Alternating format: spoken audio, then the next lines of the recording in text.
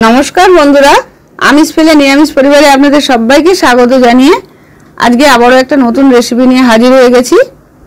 বলুন তো এটা কি বানিয়েছি?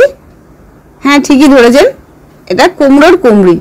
এর জন্য আমি 300 গ্রামের মতন কুমড়ো নিয়ে নিয়েছি। কুমড়োটা একটু পাকা দেখে নেবেন, তাহলে টেস্টটা খুব ভালো আসবে। কুমড়োটা খুব ভালো করে ধুয়ে নিয়ে এইভাবে পাতলা পাতলা করে ছোট ছোট টুকরো করে কেটে নিয়েছি, আর খোসাটা অবশ্যই ছাড়িয়ে নেবেন। আর এখানে আমি চালের গুঁড়ো নিয়েছি 1 কাপ, আর 2 কাপ নিয়েছি বেসন।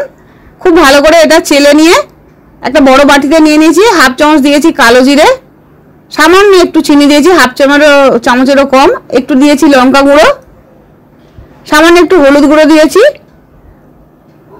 একটু হাফ চামচেরও একটু কম দিয়েছি খাবার সোডা, আর লবণ দিয়ে এটা খুব ভালো করে ঘন একটা থকথকে ব্যাটার বানিয়ে নেব। অবশ্যই ব্যাটারটা এইভাবে ঘন করে বানিয়ে নেবেন। প্রথমে একটু অল্প জল দিয়ে ব্যাটারটা গুলে নেবেন, তাহলে দেখবেন কোনো প্রকার ডেলাও হবে না, সব জায়গায় সমস্তভাবে মিশবে। মশলা কোনো জায়গাতেই কম বেশি হবে না। কম জল করে দিয়ে এইভাবে আমি মোটামুটি 2 কাপের মতন জল লেগেছে। আপনারা জলটা পরিমাণ বুঝে দেবেন। এইভাবে অল্প করে জল দিয়ে প্রথমে গুলে নিয়ে তারপরে একটু বেশি জল দিয়ে বেসনটা গুলে নিতে হবে। খুব বেশি জল প্রথমে দিলে এটা ডেলা ডেলা হয়ে থাকবে, সব জায়গায় সমানভাবে মিশবে না। যাতে মশলার সঙ্গে বেসন আর চালের গুঁড়োটা সমানভাবে মেশে, সেই জন্য আমি অল্প অল্প জল দিয়ে প্রথমে এটা ব্যাটারটা বানিয়ে নিয়েছি। আর খুব ভালো করে এটা অল্প অল্প জল দিয়ে প্রথমে ফেটিয়ে নিতে হবে।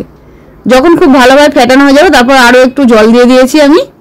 এভাবে জল দিয়ে যখন দেখবেন ব্যাটারটা ঠিক পরিমাণে একটা ঘনত্ব এসছে, সেই অবস্থায় নামিয়ে নেবেন। খুব পাতলাও হবে না আর খুব ঘনও হবে না। খুব পাতলা হলে কুমড়োর গায়ে এই ব্যাটারটা একটুও লাগবে না, তখন দেখবেন কুমড়োর গা থেকে সমস্ত ব্যাটারটাই ঝরে যাচ্ছে। এটা ঘন থকথকে ব্যাটার বানিয়ে নিতে হবে, আর অনেকক্ষণ ধরে এটা ফেটিয়ে নিতে হবে। যত ভালো ফেটাবেন কুমড়োর কুমড়িগুলো তত বেশি মচমচে হবে। দেখতে যত সুন্দর, খেতে তার থেকে আরও বেশি সুন্দর হয়েছে। নতুন বন্ধুরা অবশ্যই রেসিপিটা বানাবেন। ভালো লাগলে লাইক শেয়ার করবেন, আর সাবস্ক্রাইব করতে ভুলবেন না। ব্যাটারের ঘনত্বটা ঠিক এইরকম হবে, দেখুন। এবার এর মধ্যে আমি 2 চামচের মতন গরম সাদা তেল দিয়ে দিলাম। তেলটা অবশ্যই দেবেন, দিলে দেখবেন এই কুমড়োর কুমড়িগুলো অনেকক্ষণ অবধি মুচমুচে থাকবে।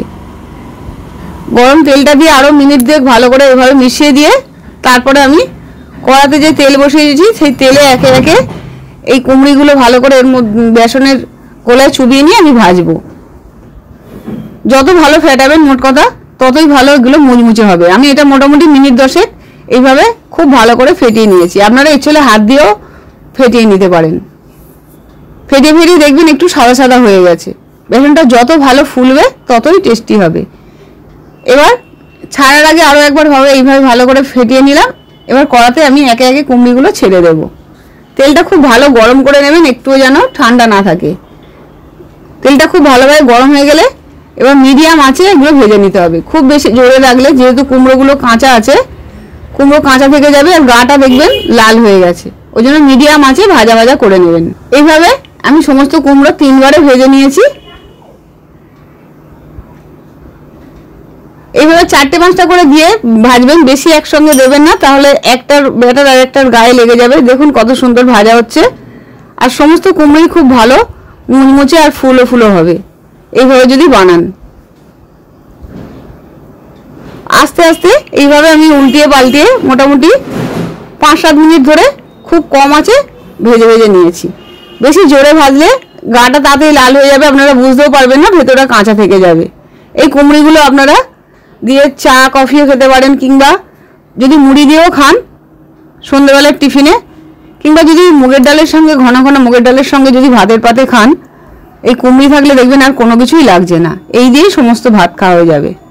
বাড়িতে যদি হঠাৎ কোনো অতিথি এসে যায়, আর তখন যদি আপনারা বাজার না যেতে পারেন, এইভাবে যদি ঘরে কুমড়ো থাকে, অবশ্যই রেসিপিটা বানাবেন। দেখবেন তারা কেউ ধরতেই পারবে না যে বাইরে থেকে কেনা না ঘরে আপনি বানিয়েছেন। একবার হলেও বানাবেন। যে কোনো নিরামিষ দিনে দেখবেন এই রেসিপি থাকলে বাচ্চারাও খুব আনন্দ করে খেয়ে নেবে। আর এই রেসিপিটা হলে দেখবেন আর একটুও নষ্ট হচ্ছে না। সমস্ত খাওয়ার আগেই সবাই দেখবেন আরও চাইছে, এতই টেস্টি হয়। আর কুমড়িগুলো যেহেতু এটা পাকা কুমড়ো, সেজন্য খুবই মিষ্টিও হয়। দেখুন কত সুন্দর মুচমুচে হয়েছে। ভাঙলেই ভেঙে যাচ্ছে। এদিকে ভেতরটাও খুব ভালো, কুমড়োগুলো সেদ্ধ হয়ে গেছে। অবশ্যই এই রেসিপিটা একবার হলেও বানাবেন। দেখুন কত সুন্দর মুচমুচে, ওপরটা খাস্তা আর ভেতরটা নরম। কুমড়োগুলো খুব ভালো সেদ্ধও হয়ে যায় এইভাবে যদি আপনারা মিডিয়াম আঁচে বানান। আবার ফিরে আসবে এরকম নতুন রেসিপি নিয়ে। আপনারা কুমড়োর দিয়ে আর অন্য কোনো রেসিপি দেখতে চাইলে অবশ্যই আমায় জানাবেন। ভিডিওটা প্রথম থেকে শেষ অবধি দেখার জন্য অজস্র ধন্যবাদ। পুরনো বন্ধুদের আমার অজস্র ধন্যবাদ আর অভিনন্দন জানিয়ে আমি রেসিপিটা শেষ করলাম। সুস্থ থাকবেন, ভালো থাকবেন, নমস্কার।